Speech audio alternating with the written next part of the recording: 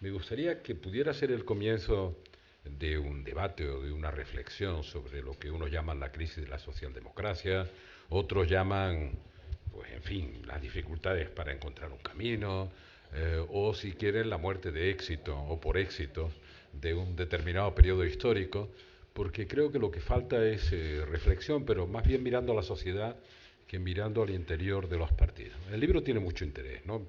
Me voy a tener en los orígenes de la socialdemocracia, en esa parte que es histórica en el sentido profundo del término. El libro tiene mucho interés, es un relato muy terso, muy rápido, donde están, yo creo que prácticamente todos los elementos claves del cambio que está viviendo esta sociedad en los últimos 20 años, por decir una referencia, 30 años tal vez, o si quieren, que es lo que me llamó la atención, una primera reflexión que hace Ludolfo sobre qué significó el 68.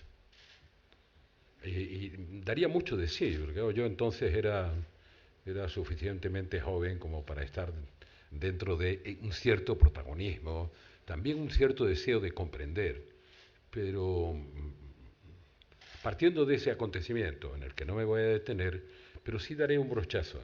Es la primera vez que hay una revuelta generalizada contra el sistema. El sistema era bipolar, o sea, era un sistema del capitalismo individualista de siempre en Estados Unidos, está ya Berkeley, se buscan razones en Vietnam, en la crisis, pero en realidad Berkeley es París, un Estado digo, con un gobierno muy centralizado y siempre más intervencionista, revienta de Gaulle, volvemos a América y es Tlatelolco, es México, con un gobierno como el del PRI, pero saltamos de nuevo a Europa y nos vamos a Praga, y la revuelta es contra el sistema. En esta ocasión, la otra cara del sistema, que era el sistema comunista, era la Unión Soviética. Solo esos brochazos. Pero ¿quiénes son los protagonistas de la revuelta? En general, ya no son los protagonistas las clases trabajadoras protestando por el sistema. Los protagonistas son movimientos estudiantiles, juveniles, gente muy diversa en la sociedad. Es bien curioso.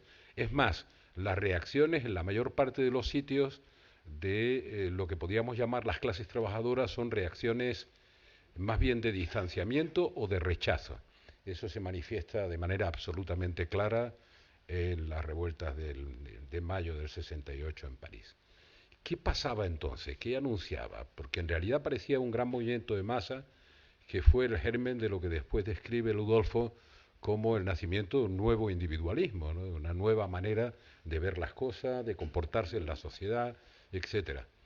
Y como el anuncio premonitorio de cómo iba a cambiar, primero la protesta con los sistemas, cómo iba a cambiar, aunque no se pretendiera que fuera así, ya recuerdan los eslóganes del 68, cómo iba a cambiar la sociedad.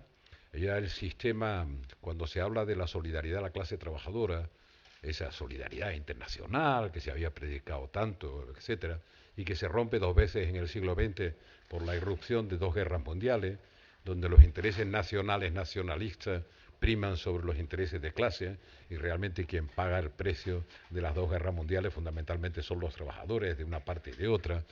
Pero, de nuevo vuelvo, la reflexión es que en una sociedad industrial y en una sociedad industrial como la de la posguerra, es la siguiente reflexión fantástica del libro, es una sociedad en la que se consigue un modelo, que es el modelo de crecimiento económico dentro de la sociedad industrial, pleno empleo, y se van sentando las bases de una cohesión social, de una llamada sociedad del bienestar.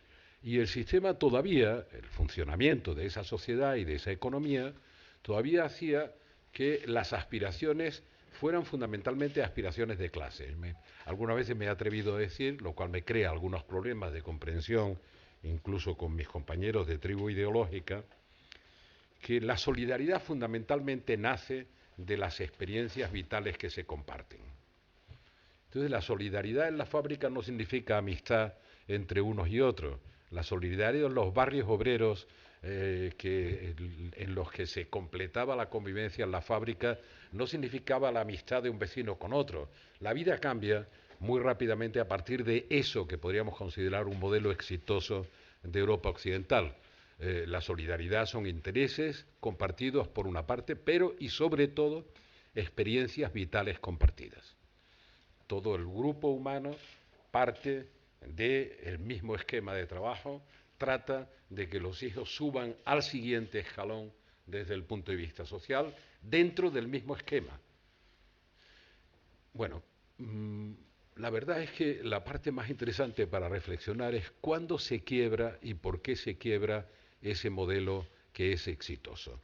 Exitoso desde el punto de vista de la realización de lo que ahora veo en muchas de las manifestaciones en la calle, que tampoco son manifestaciones estrictamente de trabajadores, como ven. Es una mezcla interesantísima de personas mayores, de nietos, de trabajadores, de estudiantes. Hay una difuminación de la protesta, una especie de temor compartido, de incertidumbre ante el futuro, etcétera, etcétera. Por lo tanto, también en eso ha habido una variación fundamental. Pues bien, podríamos decir que el modelo socialdemócrata, que es crecer y redistribuir consiguiendo pleno empleo y servicios sociales de cohesión, eso que oigo decir ahora en la calle, que no vamos a perder lo que hemos conquistado en los últimos 30 años, que se repite por todas partes, me parece que es natural que se repita, me parece excesivamente defensivo como respuesta, pero sobre todo me retrotrae a una fecha como la de ahora, ¿no? Dentro de unos días hará 30 años justamente que llegué al gobierno, ¿no? Entonces, si se refieren a los 30 años, digo, bueno, pues el 2 de diciembre empecé algunas tareas, ¿no? A las que no me voy a referir, pero esas tareas tenían mucho que ver con la superación de una gravísima crisis industrial y en parte financiera, con la modernización del aparato productivo y con los cimientos de la cohesión social. Sistema Nacional de Salud, educación para todos. Pero entonces las voces que oía de crítica a eso era que el modelo que estábamos poniendo en marcha y desarrollando era un modelo thatcherista, que yo estaba administrando el capitalismo e imitando a Margaret Thatcher. Entonces yo diría que ahora los que entonces decían eso y ahora dicen que no podemos perder lo que hemos conseguido, pues debían estar equivocados entonces o ahora, porque no habríamos perdido nada de lo conseguido, de los fundamentos de esa cohesión social, que yo sí creo, anticipo, que están en peligro. Bueno, pues ¿qué hemos hecho en realidad o qué se ha venido a convertir en la norma al final de estos 30 años? Reducir salarios.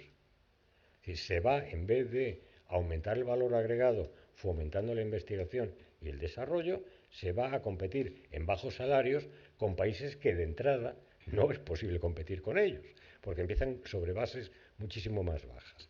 Es bastante evidente, incluso para un economista, que esto es un disparate y que lo lógico es mantener las partidas de educación, porque sin ella no malamente puede haber investigación, y desarrollo, y de salud pública para que no se te mueran los ingenieros y desarrolladores que tanto trabajo te ha costado incluir. Pero el problema es que es preciso convencer de esto a la opinión pública para que cambie a los decisores o los presione en la dirección adecuada. Y en este terreno se juega con dos bazas muy malas. Las universidades, como les decía, siguen dominadas por las ideas neoliberales, por llamarlo con una etiqueta, hay quien lo llama la economía neoclásica, que es ya forzar un poco la mano. Pero vamos, es esa idea de que hay que dejarle al mercado que lo resuelva todo y si no lo resuelve, pues ya haremos un modelo ad hoc, pero no hay que preocuparse por el mundo, ¿no? Y el segundo factor son los medios de comunicación. Dense ustedes cuenta que los medios de opinión, no tanto las televisiones, aunque a todos nos gusta siempre criticarlas, pero en muchos casos son los medios impresos, tienden a recoger las ideas más conservadoras sobre economía y amplificarlas. La señora Merkel tiene su propia visión del mundo, que puede ser bastante discutible, Pero hay otro problema, que es que Bill insiste todos los días a los alemanes en que en la Europa del Sur vivimos borrachos en una fiesta continua que interrumpimos solamente para echarnos largas siestas. Entonces, si los alemanes se les convence de esto, es tratar de explicarles que, por el contrario, la Unión Europea ha sido un magnífico negocio para, bueno, el euro ha sido un magnífico negocio para Alemania y que el empobrecimiento de la Europa del Sur ya les ha significado una caída del 10% de las exportaciones industriales en el último año.